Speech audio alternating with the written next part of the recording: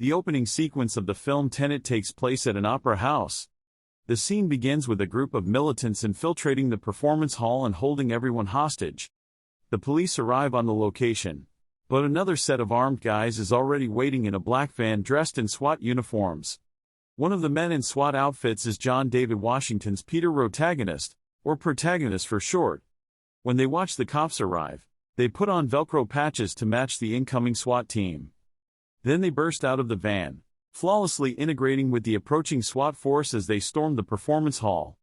The police inject sleeping gas into the music hall's vents, successfully knocking out all of the hostages. But the terrorists have foreseen the importance of wearing a mask in public. Meanwhile, in a box above the concert hall, a man who the screenplay merely refers to as well-dressed man, despite wearing a fairly unremarkable suit to the opera, draws a revolver. At this point, SWAT troops begin breaking into the performance hall, and Pete and his squad rush up to the boxes, breaking into the one where the well-dressed man is sitting. The masked figure appeared to be wielding a time-reversed gun. The protagonist throws the explosive bag away, saving the people. He is then kidnapped and tortured until he bites into an apparent suicide pill before disclosing any information. After coming to, the protagonist discovers that the pill was a test of his allegiance to the character. Moreover, it is conveyed to him that his team did not get clear. Only the knowledge that the word Tenet in a gesture with his fingers crossed will open many doors for him is provided to him when he is recruited into a covert organization. After infiltrating a facility, the protagonist discovers that in the future, technology has been invented that enables items to have their entropy reversed and traverse backward through time. This information is sent to him by the facility. In order to provide evidence of this, a scientist gives him bullets that really fire in the other direction. Due to the fact that artifacts from the future are being transmitted back in time, the scientist is of the opinion that a battle is very close at hand. With the assistance of Neil, a British intelligence operative, the protagonist infiltrates the complex of an Indian millionaire in Mumbai. This is done in order to track down the metal that is used in the production of reversed bullets. It is revealed to him that Priya, the wife of the millionaire, who is played by Dima Kapadia, is the one who is aware of what is taking place. The time-reversing technology is reportedly in the possession of a Russian arms dealer named Andrei Sater, played by Kenneth Branagh, who is in touch with the future, according to Priya, who reveals this information to the protagonist. Sir Michael Crosby, played by Michael Caine, is introduced to the protagonist, who is informed that an explosion occurred in the city of Stalsk-12, which is located in Russia and has since been abandoned. It is via him that the protagonist discovers that in order to reach Sater, he must first initiate contact with his practically estranged wife, Kat, who is played by Elizabeth Debicki. At a restaurant, the protagonist and Kat have a conversation about the story. In a conversation with the protagonist, Kat reveals that Sater has her under his control as a result of a counterfeit artwork that she handed to him. Additionally, she claims that she attempted to love him once again in the hopes that he would release her from his control. Nevertheless, Sater offered her the choice to either remain with him or leave and never see her kid again. During the time that they were on vacation in Vietnam, she claims that she witnessed a woman diving out of their yacht. In a little while, Sater's men will arrive at the restaurant. Despite the fact that the protagonist is able to battle his way out of the situation and escape, one of the henchmen drives away with Kat just as the protagonist is finishing off the final person. After some time has passed, the protagonist makes an effort to earn Kat's confidence by rescuing the painting from a free port located at Oslo Airport. They want to crash a cargo plane in order to spark a fire in order to activate the lockdown mechanism, which will allow them to take the artwork. Neil is the first person to carry out the inspection of the situation.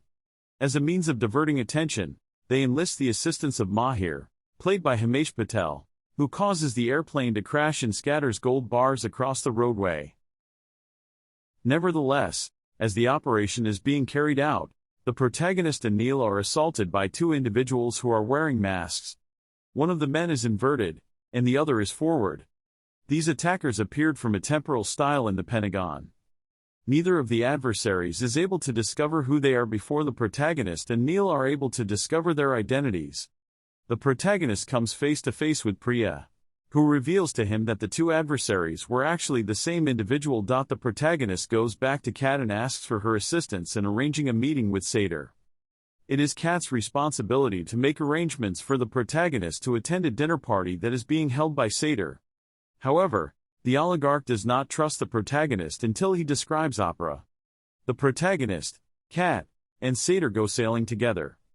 While Satyr and the protagonist are talking about plutonium, Kat knocks Satyr out of the boat for some reason.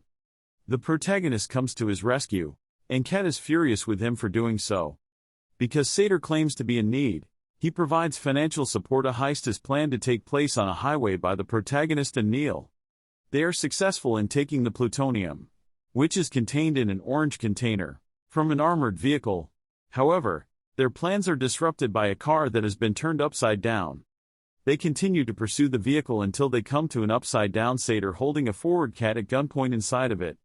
To the protagonist, who promises to steal plutonium of a weapons-grade quality for him. A heist is planned to take place on a highway by the protagonist and Neil. They are successful in taking the plutonium, which is contained in an orange container, from an armored vehicle. However, their plans are disrupted by a car that has been turned upside down. They continue to pursue the vehicle until they come to an upside-down Satyr holding a forward Kat at gunpoint inside of it. There is a Saab that has wrecked on the road, and it turns around and drives backward in between them. Satyr gives the protagonist a signal to pass over the plutonium. But instead of doing so, the protagonist hands him an empty orange case and then tosses the plutonium into the Saab.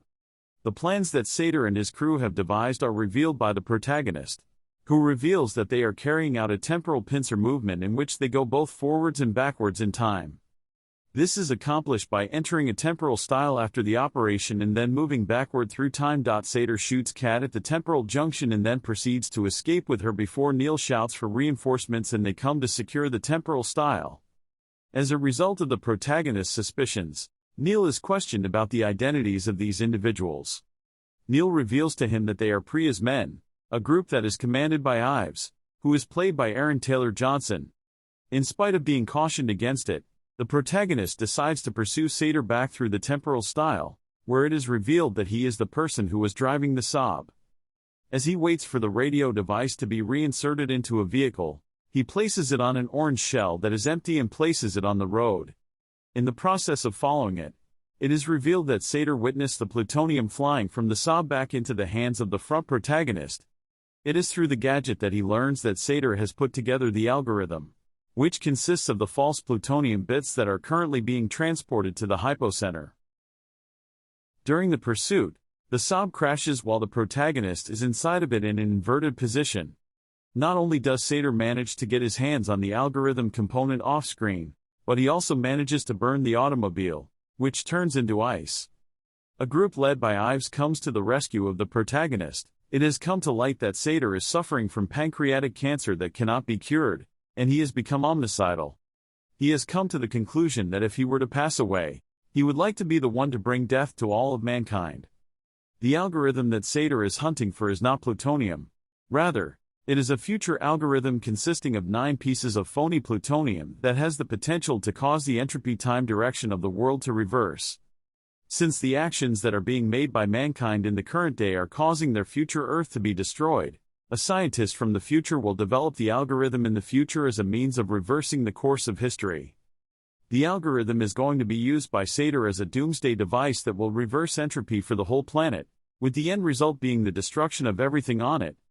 In order to activate the gadget, which is attached to a dead man's switch that is tied to his heartbeat, he intends to go back in time to a period of time when he was content with Kat. As Satyr travels backward in time, the protagonist, Neil, and Kat follow him. They go back to Oslo in a container that is enclosed within a cargo ship. Once more, the 3 individuals breach the Freeport Art Storage Facility, where they enter the temporal style that enables Kat to travel through time in a forward direction and cure the bullet wound she sustained. It is not long until the protagonist realizes that he was, in fact, the unknown opponent during their initial operation at the Freeport. As a result, he is forced to engage in a battle with his previous self in order to prevail. The protagonist decides to meet Priya in order to request that she warn his previous self about the dangers that Satyr poses. However, she claims that she will not alter the events that are going to take place. The main character is looking for her assurance that Kat will be secure. This is due to the fact that she has witnessed an excessive amount of what they are attempting to conceal, which is a loose end. The promises made by Priya to him. She also divulges to him the fact that Tenet will be established at some point in the future. According to her, Ives has a group of people prepared to carry out the task. They travel further back in time, where a military operation is launched. During this operation, the protagonist and Neil attempt to retrieve the doomsday device from Sator's men who are from the future in Stalsk 12. Meanwhile, Kat is with her husband on his yacht, with the intention of preventing him from taking his own life before the doomsday device is retrieved. The red team advances forward to cover the extraction of the blue team, while the blue team travels backward to cover the extraction of the red team.